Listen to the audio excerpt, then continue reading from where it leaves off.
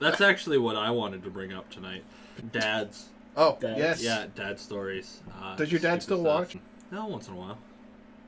I don't really Hi, care. Mike's dad. No, I just wanted to know if you guys had any stories about any things that your dad used to tell you that weren't true. Any dad stories, dad jokes, made up dad things. Nothing depressing.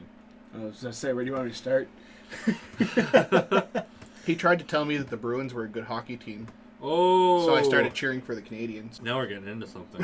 That was Asking the real whole questions. reason why I started cheering for the Montreal Canadiens as a kid, was simply because my father was a Bruins fan, and I thought it was funny to cheer against a team that he hated. Wow. I'm surprised. Love my father. Spiteful. No, I have a few personal stories where until I was about 22 years old, I was under the impression that I had eaten a peacock at one point in my life. Well, this happened because my grandparents, I wouldn't necessarily say they have a farm, but there's a lot of birds of different kinds, like ducks, geese, Pigeons. yeah, and peacock. They just sort of They convinced roam you around. that you ate a peacock. Anyway, I was about 3 years old, and I was chased around the fire pit by a peacock, and I hated it. I was so upset. And that night we had chicken or turkey or something like that, and Dad literally told me that, "Oh, don't worry about it. You got back on that peacock. That's what we're having for supper." So anyway, it wasn't until I was about 22 years old that I brought up that story for like the 100th time around my father, and he goes, "What the fuck are you talking about? You didn't eat a fucking peacock." Did you cry, or were you happy that you ate the peacock? I don't remember. I was 3 or 4 years old. I just was under the impression I ate a peacock. Looking at you, you'd be happy eating anything. Wow. I don't know. I'm right up there with you. Thanks so. for coming back, Greg. In fact, there were a few other things. There was a bridge locally, in the Burton Bridge, and they were doing construction on it. And I was like, "Why are they doing construction on the bridge if we need to go across it?" My dad was like, "Oh, I asked them to," and I was just like, "You have control over that?" And he's like, "Well, I own the bridge," and I told people at school that Dad owned the Burton Bridge.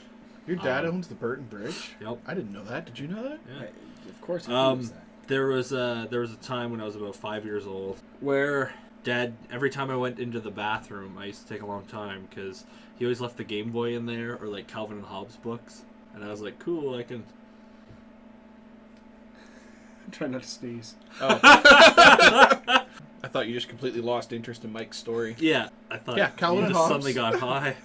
It's gone now.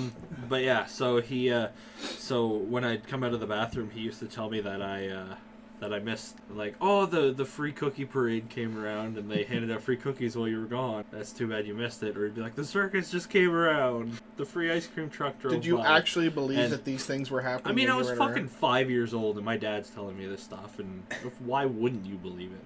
Don't pretend like you knew shit when you were 5 years I knew old. everything that I know now when I was 5 years old. That makes a ton of sense. That explains a lot. Oh, yeah, it does.